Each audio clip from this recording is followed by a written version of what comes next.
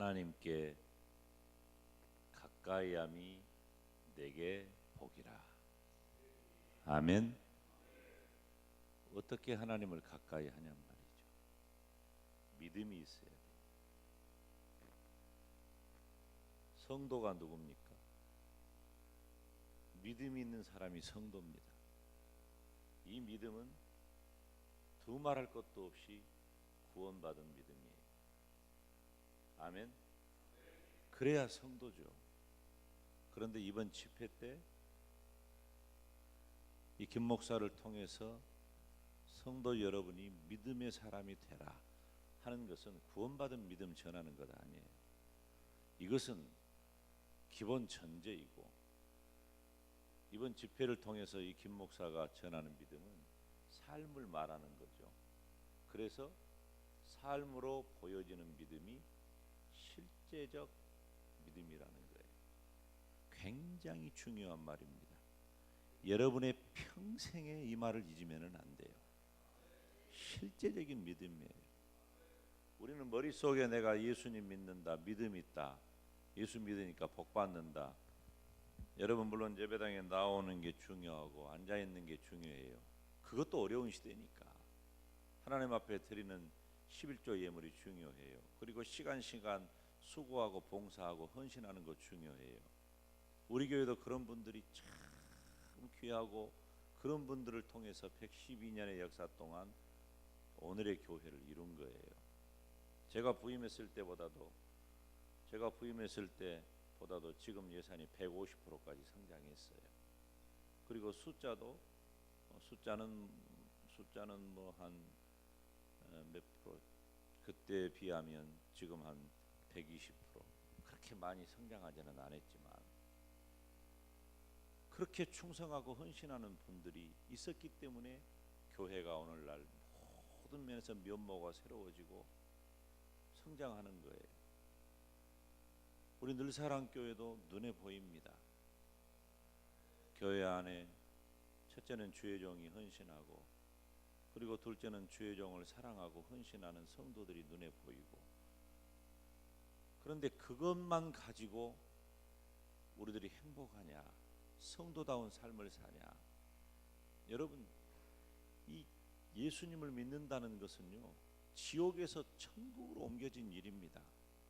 그러니까 얼마나 큰 행복인가를 알아야 되는데, 그 행복을 만끽하지 못하고 시간 순간 좌절하고 실망하고 낙담해 버려요. 무엇 때문에 그럴까? 우리를 향하신 하나님의 뜻대로, 나를 향하신 하나님의 아버지의 마음대로 살지 못하기 때문에 그래요. 다 내 뜻대로 살아요. 전부 다 내 뜻대로 삽니다. 우리는 나를 향하신 하나님의 뜻대로 살아야 되는 거예요. 아멘. 그러면 하나님의 뜻이 뭐냐? 첫째, 항상 기뻐하는 거예요. 둘째, 쉬지 않고 기도하는 거예요. 셋째, 모든 일에 감사하는 거예요. 이것이 될 때 우리는 하나님의 뜻을 따라 사는 건데, 이게 안 되잖아요. 잠깐은 되지만 항상 쉬지 않고 범사에, 이런 단어가 앞에 붙어버리면 우리는 좌절해 버립니다. 이렇게 못 살아요.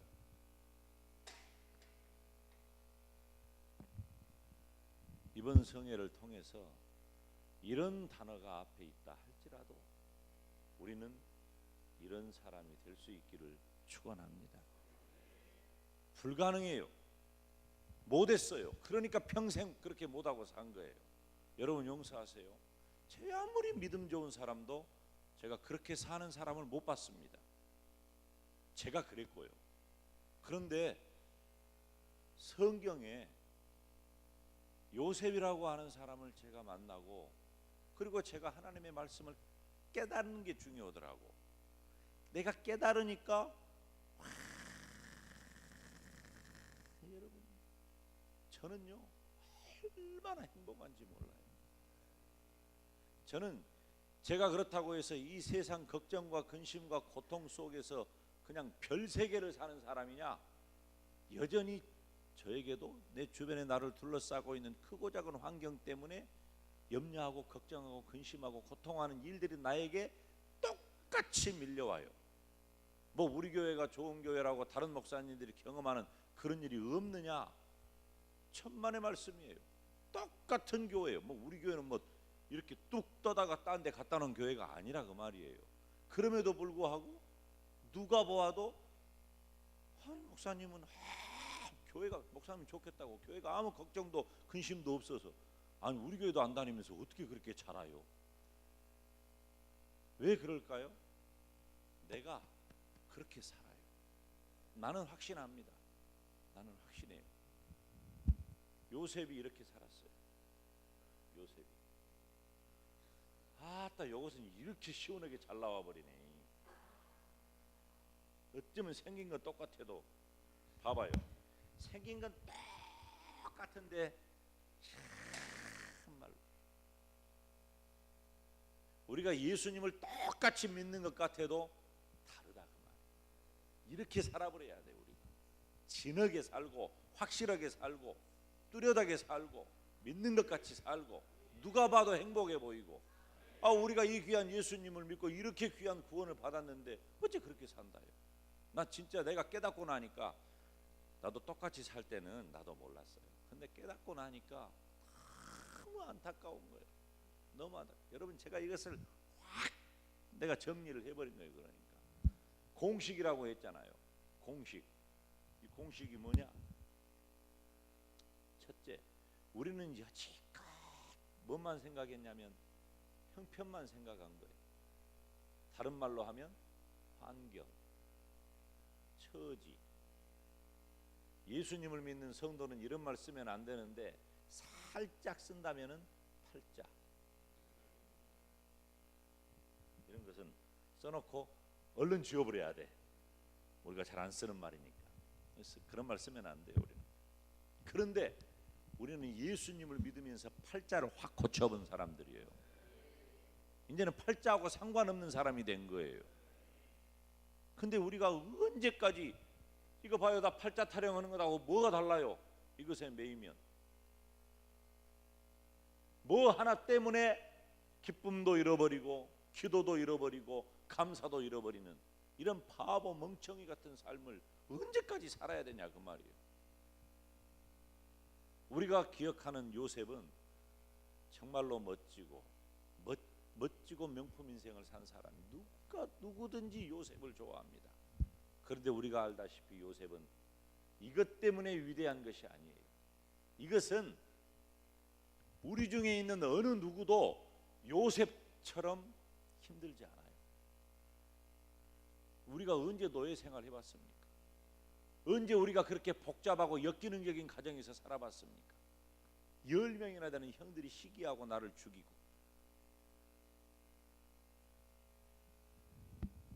요셉은 형편 따라 환경 따라 처지 따라 위대해진 것이 아니라 그 이면에서 역사하시는 하나님 때문에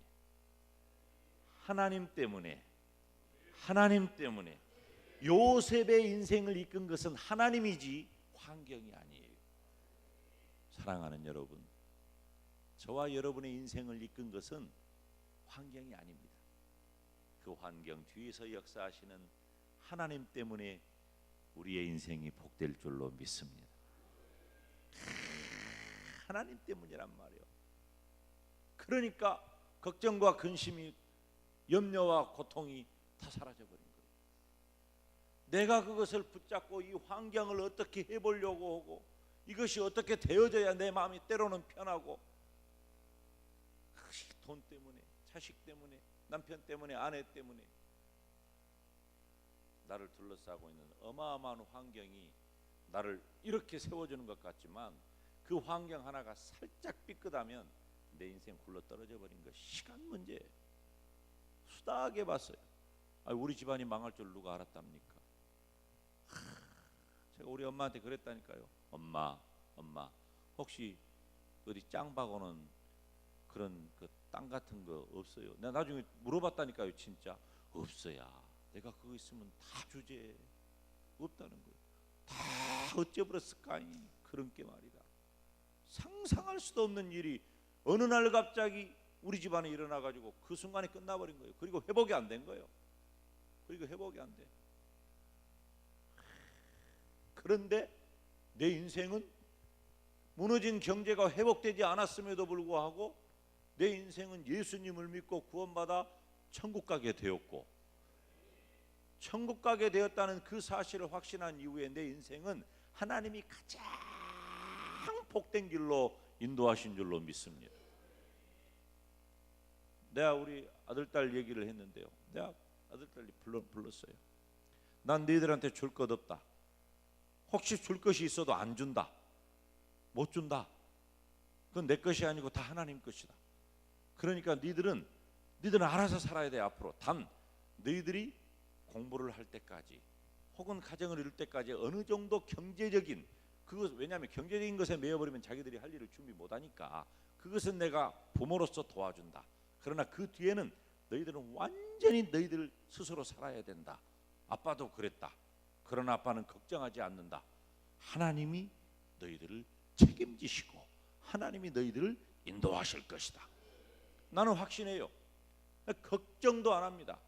걱정도. 우리 아들이 군대 간다고 할 때요, 여러분 제 아들이 얼마나 귀한 아들이겠습니까? 그러니까 우리 교회 성도들 가운데 선 닿는 사람들이 영광에도 작은 부대가 있거든요.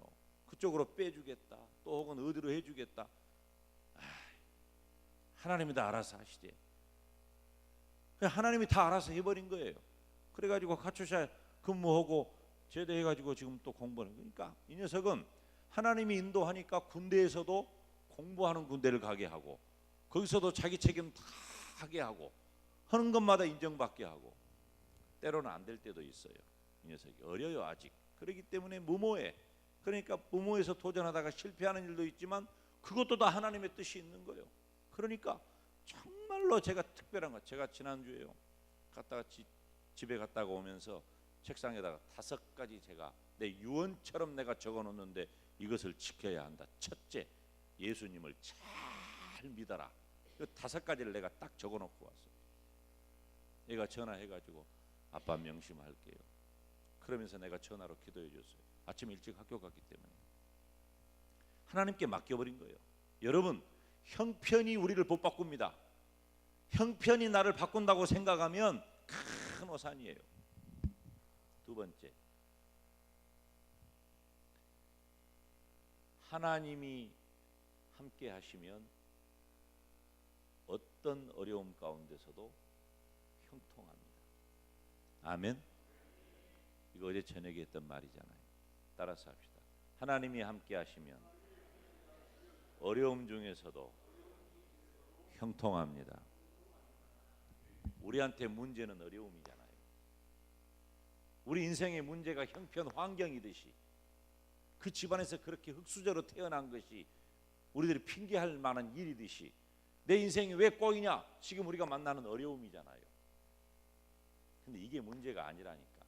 어떻게 하면 하나님이 나와 함께하면 어려움 가운데서도 형통인 거예요. 아멘. 건너뛰어버린다니까요. 건너뛰어버려요. 요셉은 감옥에 있지만 노예 생활을 하지만 요셉은 그 감옥 어려움 그 단어가 요셉을 지배한 것이 아니라 하나님이 함께 하니까 형통이라는 단어가 요셉을 덮어버린 거예요. 저와 여러분에게 하나님이 함께 하심으로 형통케 하는 은혜가 임할 줄로 믿습니다. 그러면 오늘 이제 성경을 보는 거예요. 자, 창세기 40장. 창세기 40장. 그냥 다 아는 이야기니까 16절부터 23절까지. 창세기 40장 16절부터 23절. 다 찾으셨죠? 다 같이 한 목소리로 하나님 말씀 받습니다. 떡 굽는 관원장이 그 해석이 기람을 보고 요셉에게 이르되 나도 꿈에 보니 흰떡 세 광주리가 내 머리에 있고 그 윗광주리에 바로를 위하여 만든 각종 구운 식물이 있는데 새들이 내 머리에 광주리에서 그것을 먹더라. 요셉이 대답하여 가로되 그 해석은 이러하니 새 광주리는 사흘이라 지금부터 사흘 안에 바로가 당신의 머리를 끊고 당신을 나무에 달리니 새들이 당신의 고기를 뜯어먹으리다 하더니 제3일은 바로의 탄일이라. 바로가 모든 신하를 위하여 잔치할 때에 술 맡은 관원장과 떡 굽는 관원장으로 머리를 그 신하 중에 들게 하니라. 바로의 술 맡은 관원장은 전직을 회복하며 그가 잔을 바로의 손에 받들어 드렸고 떡 굽는 관원장은 매달리니 요셉이 그들에게 해석함과 같이 되었으나 술 맡은 관원장이 요셉을 기억지 않고 잊었더라. 아멘. 자, 여러분, 제가 묻습니다. 여러분 기도하는 거 있으시죠?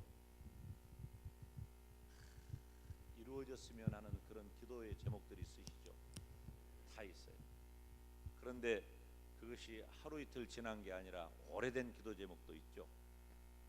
다 그런 기도 제목이 있는 거예요.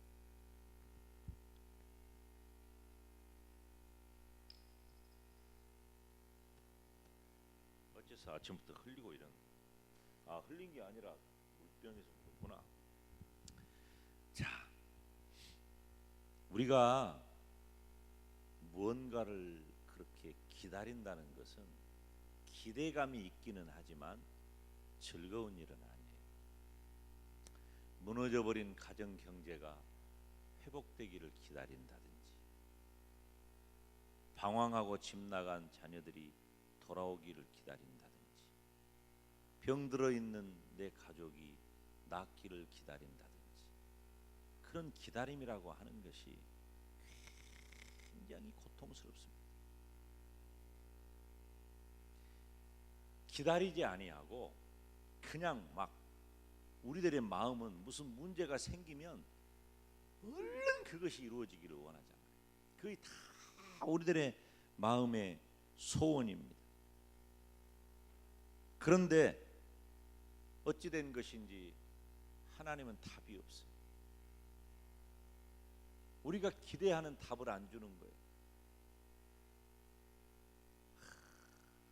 왜 그럴까?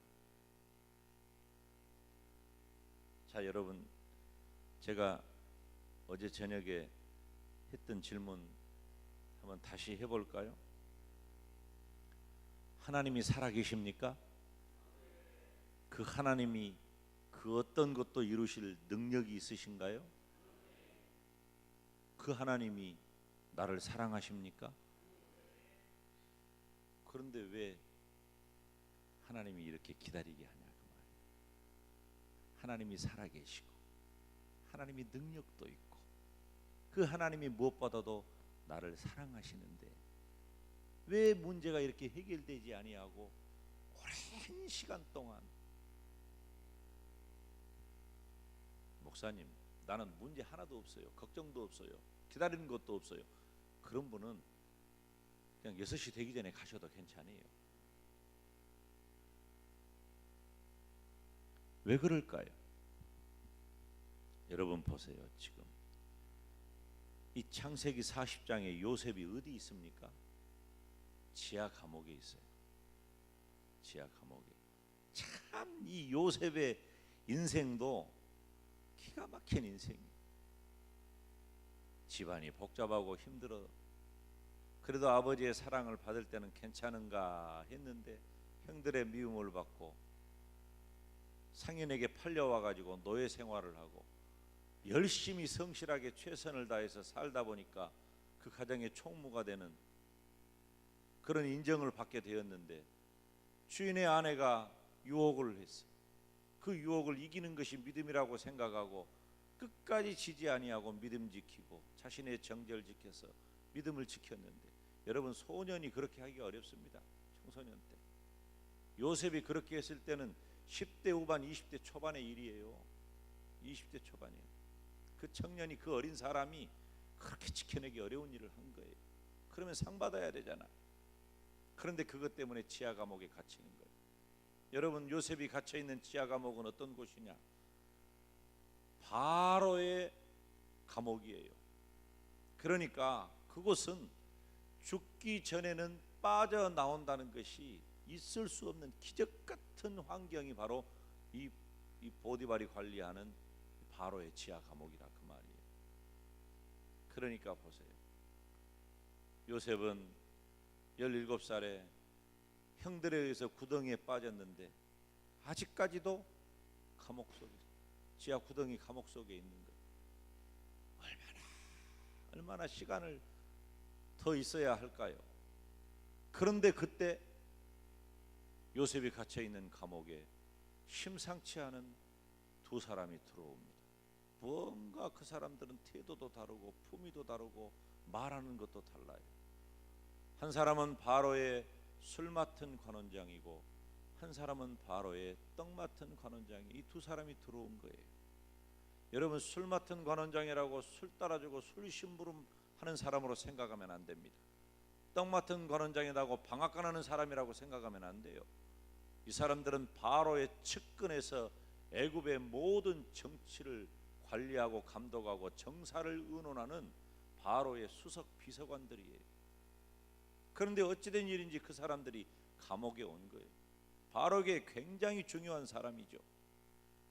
그런데 그 사람들이 들어와 가지고 어느 날 꿈을 꾼 거예요. 꿈을 꿨는데 아무리 꿈을 이해하려고 해도 그 사람들이 그 꿈을 해석을 못하네. 그런데 요셉에게 꿈 이야기를 했는데 요셉이 그 꿈에 대해서 얘기를 해주는데, 술 맡은 관원장의 꿈 얘기를 들어보고 당신은 3일 뒤에 풀려날 것이요. 떡 맡은 관원장의 얘기를 듣고는 당신은 3일 뒤에 목이 잘려가지고 죽게 될 것이요. 그렇게 얘기를 하고 술 맡은 관원장에게는 뭐라고 말을 합니까? 결과적으로 나중에 어떻게 돼요? 떡 맡은 관원장은 풀려나가서 죽게 되고 술 맡은 관원장은 살게 되잖아요.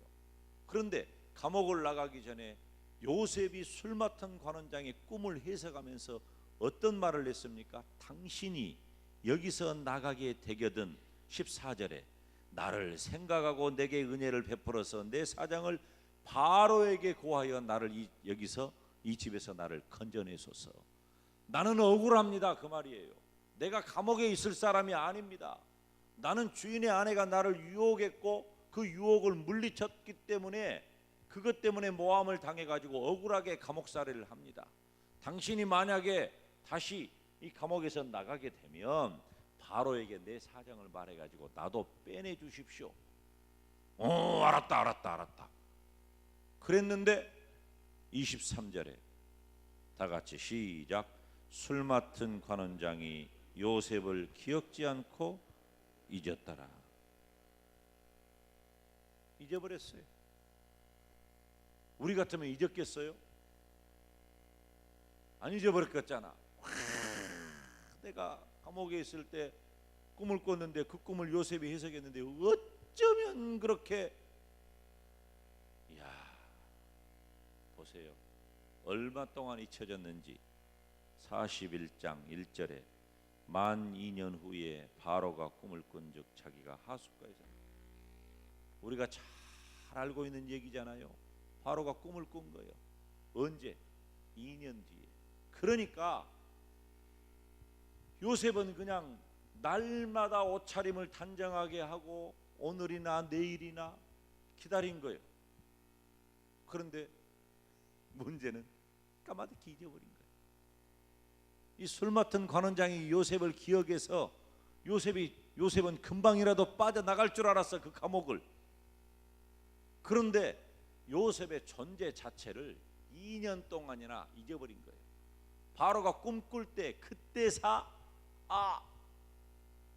바로가 꿈을 꿨어요. 근데 그 꿈을 아무도 해석을 못해. 애굽에 있는 모든 점성술사 혹은 마술사 전부 데려다가 내가 꾼 꿈이 뭐냐 해석을 해봐라. 그래도 몰라. 그때사 술 맡은 관원장이 바로요. 내가 한 사람을 내가 기억합니다. 2년 전에 바로요, 내가 감옥에 갔지 않았습니까? 그때 내가 감옥에서 꿈을 꿨는데 나만 꿈을 꾼 게 아니라 그때 떡 맡은 관원장 아무개도 꿈을 꿨단 말입니다. 그런데 그 꿈을 꿨는데 그 사람이 죽게 될 것을 그 사람이 맞췄고 내가 살아날 것을 그 사람이 맞췄습니다. 그런 놈이 있다냐? 어디 있냐? 아직도 감옥에 있습니다. 그때사 요셉이 감옥에서 건져 올려집니다. 건져 올려지고 창세기 40장 23절까지는 감옥에서 언제 죽을지 모르고 죽어야 빠져나오는 죄수의 신분에서 하루아침에 바로가 말하기를, 요셉이 어떤 사람이 됩니까? 41장에서 이 사람은, 요셉은 내가 바로라고 하는 그 지위를 제외하고는 애굽의 모든 치리를 요셉에게 맡기겠다. 하루아침에 애굽의 2인자, 실질적인 애굽의 통치자가 돼버려요. 그러니까 이 지하 감옥 밑에 있던 요셉을 확 끄집어 올려가지고 애굽의 2인자를 만들어버려요. 만약에 이것이 영화나 드라마로 만들어졌다고 한다면은 막 그냥 긴박하게 아주 스펙타클하게 막 빵빠레를 울리고 막 그냥 어마어마한 그냥 막 웅장한 음악들이 그냥 빰빠람빰빰 터지는, 그리고 참 높은 롯데타워의 40억짜리 불꽃놀이를 40일 동안 계속해도 부족함이 없는 엄청난 일들이 요셉에게 갑자기 생겨버린 거예요.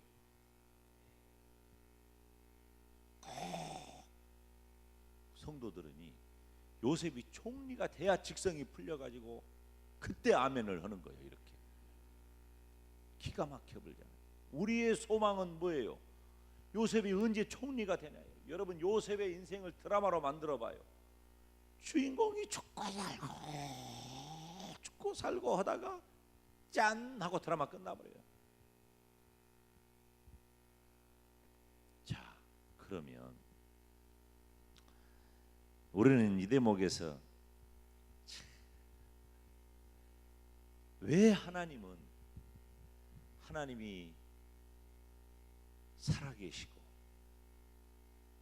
하나님이 능력도 있으시고 그 하나님이 요셉을 분명히 사랑했는데 어째서 요셉은 그 지긋지긋하고 지독하고 어마어마한 고통 속에 하나님은 던져뒀을까요? 하나님이 능력이 없었을까요? 하나님이 요셉을 사랑하지 않았을까요? 왜 그랬냔 말이에요.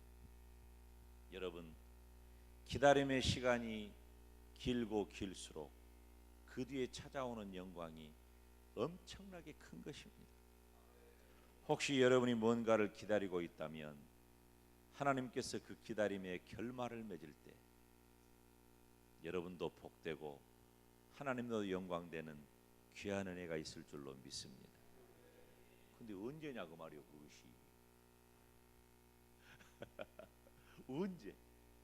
언제 되냐고 말이요. 언제 이 문제가 해결되냐고. 언제? 그러면 요셉은 답이 나왔잖아요. 만 2년 후에. 요셉은 그때 될 줄 알았어. 그때 될 줄 알았다니까. 만 2년 후에. 요셉이 몇 살 때? 30살 때. 30살 때 된 거예요. 28살 때는 안 된 거예요. 뭔 일일까? 여러분 봐요.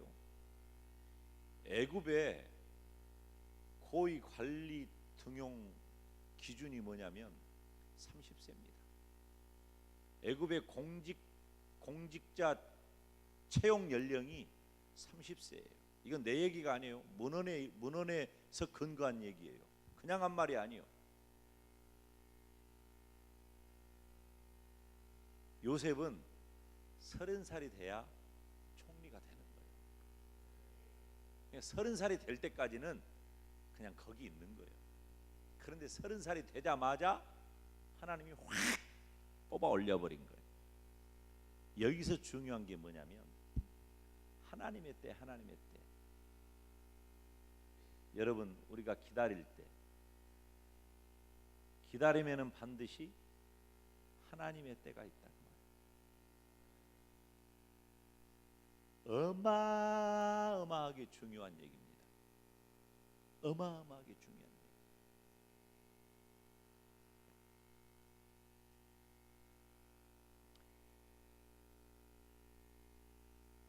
하나님이 어떤 분이냐면요, 자 보세요. 우리가 아는 하나님은 뭘 몰라서 지금 우리는 참 잘 모르는 게 뭐냐면 하나님을 우리 기준에 두는 거예요. 그러니까 믿음이 진보가 없는 거야. 전부 다 내 기준에 두잖아요. 전부 다 내 기준에. 그런데 이 김 목사는 다 뭔 얘기를 합니까? 하나님, 하나님, 하나님. 전부 하나님 얘기만 하잖아요. 하나님 얘기만 하니까 길이 확 보인 거예요. 하나님 얘기만 하니까 길이 보여야 가는 거예요. 길이 안 보이니까 못 가. 길이 안 보이니까. 그러면 그 길이 뭘까? 자 보세요.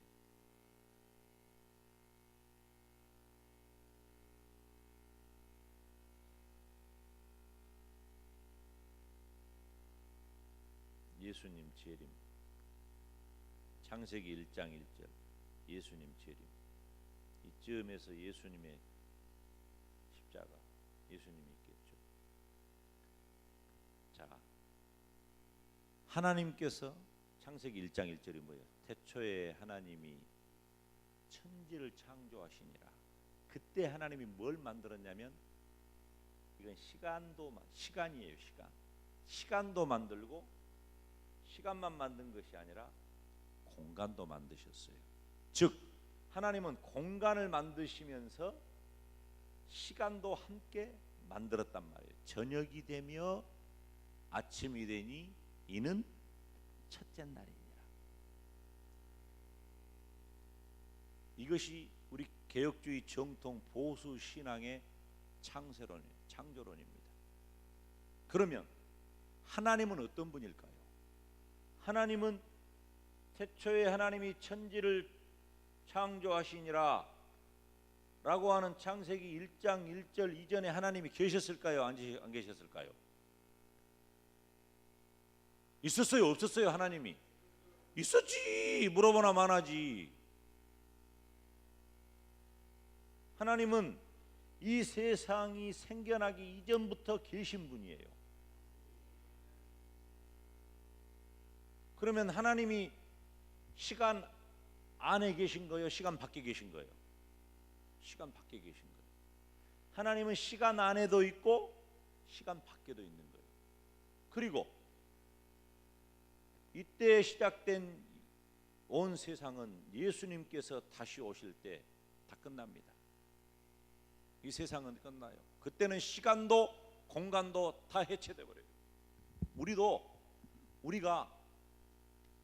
우리가 분명히 부활체가 되지만 시간과 공간을 초월하는 영화로운 부활체가 됩니다. 지금처럼 시집가고 창가가고 밥 먹고 똥 싸고 그런 것 아니에요. 예수님 다시 오셔가지고 우리가 부활해버리면 그때는 우리는 시간과 공간을 초월하는 부활체가, 이 영화로운 존재가 되어버리는 거예요. 자 봅시다. 우리는 하루하루 살아가요. 오늘 하루 살고 또 내일 살고, 내년 이맘때 우리 뭐 하고 있을까요? 아는 사람 아무도 없어요. 몰라. 우리는 내년이 돼봐야 내년인 거예요. 다음 달이 돼봐야 다음 달인 거예요. 잘 들으세요. 그런데 하나님은 어떤 분이요? 다음 달이 돼봐야 다음 달을 아는 게 아니고 내년이 돼봐야 내년 일을 아는 게 아니에요. 하나님은 어떤 분이냐면 시간과 공간을 초월한 영원하신 하나님이에요. 아멘. 영원하신 하나님.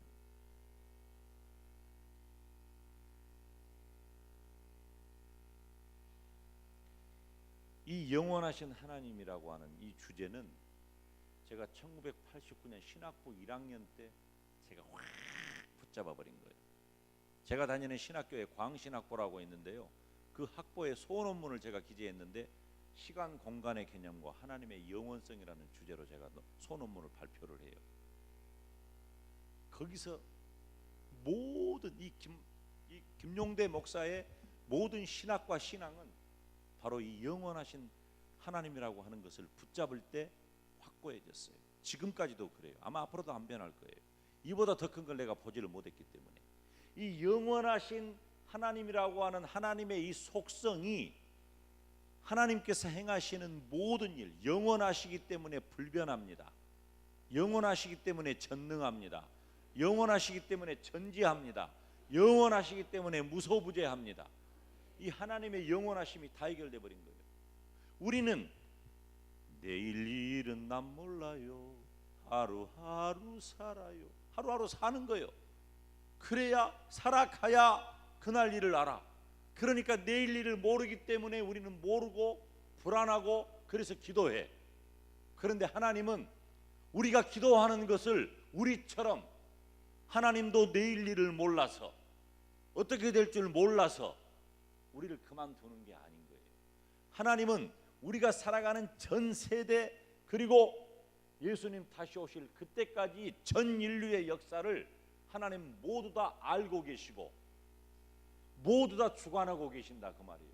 그러니까 영원하신 하나님의 눈으로 볼 때는 지금 우리가 이 펜을 우리 눈으로 볼 때는 처음부터 끝까지 우리가 다 볼 수 있는 것처럼 영원하신 하나님의 입장에서 볼 때는 이 광활하고 넓은 이 우주가 하나님의 손 안에 다 들어있고 그리고 이 어마어마하고 무한히 흘러갈 것만 같은 이 시간이 하나님의 눈 안에 다 들어있다 그 말이에요. 그러니까 하나님이 모르거나 하나님이 할 수 없는 일은 이 세상에 아무것도 없다 그 말이에요. 그런데 왜 하나님은 요셉을 그렇게 힘들고 어려운 시간 동안 13년의 시간을 애굽에서 노예로 죄수로 지나게 했을까요? 무엇이? 하나님의 때가 이르지 않았기 때문에 그런 거예요. 하나님의 때가. 사랑하는 여러분, 우리가 하나님이 어떤 분인가를 분명히 안다면 우리는 의심할 필요가 없어요. 걱정할 필요가 없어요. 지금의 내가 처한 환경 때문에 좌절할 필요가 없다 그 말이에요. 어떻게만 하면 됩니까? 하나님의 때를 기다리면 되는 거예요. 내가 할 일에 대하여 최선을 다하고 기도할 것은 기도하고 헌신할 것은 헌신하고 봉사할 것은 봉사하고 내 삶의 영역에서 최선을 다할 것은 최선을 다해 살아가면서 하나님의 때를 기다리면 애굽의 쥐야 감옥에 갇혀서 꼼짝달싹 못하고 죽어버릴 것 같은 요셉이 하루아침에 애굽의 총리가 되는 역사를 이루듯이 하나님의 때가 되면 하나님은 반드시 그 일을 이루신다고 하는 겁니다. 뭐 걱정해요? 우리는 기다리면 되는 거예요. 하나님을 의지하고 확신하면서 기다리는 동안에 기도하고 주의 종이 증거한 말씀대로 살고 그리고 내 삶의 영역에서 최선을 다하는 거예요. 제가 우리 아들에게 두 가지 말을 줬어요. 아빠는 영어가 짧으니까 너한테 이것밖에 못 해주겠다. 첫째, do your best. 최선을 다해라. 그 다음에 두 번째, never ever give up. 절대로 포기하지 말아라. 저는 여러분들에게 그 두 가지 말을 또 드리고 싶어요. 여러분 최선을 다하십시오. 그리고 포기하지 마십시오. 그러면 그렇게 하면 우리가 그렇게 기다리면 기다림이 길고 깊을수록 우리가 취할 영광도 우리가 취할 기쁨도 우리가 취할 감사도 요셉이 애굽의 총리가 되는 것만큼이나 어마어마하게 크다고 하는 사실이에요. 하나님의 때를 확신하십시오. 나는 의심을 안 해버려요. 우리 성도들 가운데 염려하고 걱정하고 근심 있는 사람들 이해를 못해. 목사의 수준에 도달하지를 못해. 목사님 어찌 그렇게 평안합니까? 내가 왜 평안하겠어요? 타고났을까? 천만의 말씀이에요. 물론 그런 기질적인 것도 있지만은 여러분 저는요 제 기질이 어떤 기질이냐면은 비관적이고 염세적이고 허무적이고 내 기질이 그런 거예요. 그건 내 친구가 없잖아. 그러니까 내가 강단에 서서 말씀을 전하고 성도들과 교제할 때는 이렇게 밝은 것 같은데 혼자 있잖아요. 혼자 있는 시간이 제일 편하고 좋아요. 아무것도 안 해요. 그냥 혼자 생각하고. 제가 어렸을 때 여러분 나 보세요. 등이 굽었죠? 굽었죠? 이건 기도를 많이 해서 굽었다고 생각하는데 그거 아니요. 어렸을 때부터 이러고 다닌 거예요. 내가 어렸을 때 땅만 보고 다닌 거예요. 땅만 보고 다닌 거예요. 왜? 재미가 없어. 재미가 없어 세상에. 내가 문제에 뭐 있어서 가난하지, 외롭지. 누구 하나 나 인정해. 제가요 어렸을 때는 얼마나 또 시커멓고 빼빼하고 내가 52kg 나갔다니까 청년 때 52kg. 얼마 내 별명이 아르바시였어요. 걸어가면 비틀비틀해. 그러니까 내 아내가 오지게야. 용대야 살 좀 쪄라. 여기 만져보고 살 좀 쪄라. 얼마나 빼빼하면 친구거든요. 제 아내가 고등학교 때부터 그 교회 고등학교 때. 제 아내는 고등부 회계하고 나는 총무했어요. 그렇다고 해서 내가 고등학교 때부터 내 아내하고 교회에서 연애했다고 생각하면 안 돼요. 전혀 안 그랬어요. 내가 물론 좋아하기는 했지만 한 번도 좋아한단 말 안 했어요. 그리고 내가 사실이니까 밝혀야지. 결혼하기 1년 전에 내가 프로포즈했어요. 그 1년간 교제하고 결혼한 거예요. 나는 원래 교회 연애당 만든 사람이 아니에요. 이건 진실이기 때문에 밝혀두는 바입니다. 이건 나중에 청문회를 해도 내가 당당히 바뀔 수가 있는 내용이에요. 얼마나 내게 주어지는 형편, 환경, 처지, 어려움 이런 것들 때문에 내가 기다려도 해결이 안 되는 거예요. 그러나 우리는 하나님이 어떤 분인가를 알면 우리가 하나님을 너무 몰라. 우리가 예수님 믿고 산다고 하면서도 하나님 믿고 산다고 하면서 하나님을 너무 모른단 말이에요. 성도들이 하나님을 몰라. 하나님은 영원하신 하나님이에요. 그 하나님의 때가 우리에게 분명히 있어요. 걱정을 하지 마세요. 진짜 어찌했을까? 이것을 모르고 사는 성도를 보면 답답해 죽겠어. 언제까지? 여러분 제가요 1981년도 8월 달에 교회에서 여름 성경학교를 마치고 이제 교회에서 1박 2일로 전라북도 순창에 있는 강천산으로 1박 2일 그 교사 수양회를 갔어요. 전라북도 순창에 그 강천산이라고 참 아름답고 좋은 산이 있습니다. 가보신 분 있죠? 참 좋아요. 그런데 그날 저녁 내에 비가 오는 거예요. 텐트를 치고 자는데 잠도 그냥 설치고 아침에 일찍 또 나 혼자예요. 이제 나는 항상 혼자니까. 그때 81년도인데 혼자 이렇게 산 등성이를 이렇게 타고 가는데요. 밤새 비가 왔잖아요. 비가 오니까 산에 이 골이 생긴 거예요. 원래 있던 냇물이 아니야. 내가 볼 때 비가 와가지고 생긴 임시적인 그 돌, 작은 돌이에요. 그런데 거기에 물이 흘러가는데 아주 그냥 이 물줄기가 내 손가락보다도 작아요. 근데 물이 경사가 완만해. 그러니까 물이 잘 흘러가려면 경사가 어때야 돼요? 팍 경사가 가파르면 물이 쫙 흘러가는데 경사가 완만하니까 물이 흘러가는데 쩔쩔쩔쩔쩔 흘러가는 것 같은데 별로 흘러가는 움직임이 없는 그런 아주 그냥 쩔쩔쩔쩔 그렇게 가는 거야. 그 내가 그걸 이렇게 보고 있다가 내가 그 물한테 뭐라고 말을 했냐면은 힘을 내라.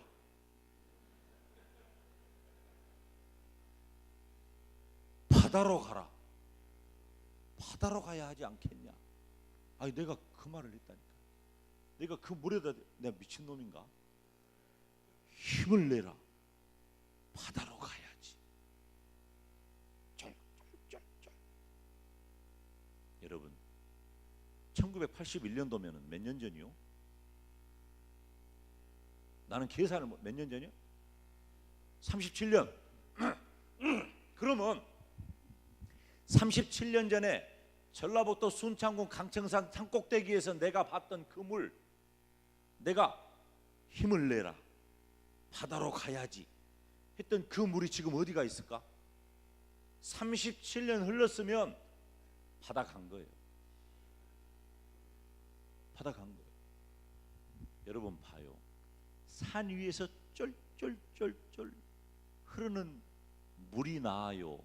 아니면 태평양 넓고 깊은 그 바다. 이 롯데타워 생겼다고 해가지고 우리 영광에서 목사님 네 분들 제가 다 우리 교회에서 재정 들여가지고 그분들 하루 이렇게 관광시켜드렸거든요. 거기 가니까 수족관 있더라고. 아쿠아리움 해놨더라고.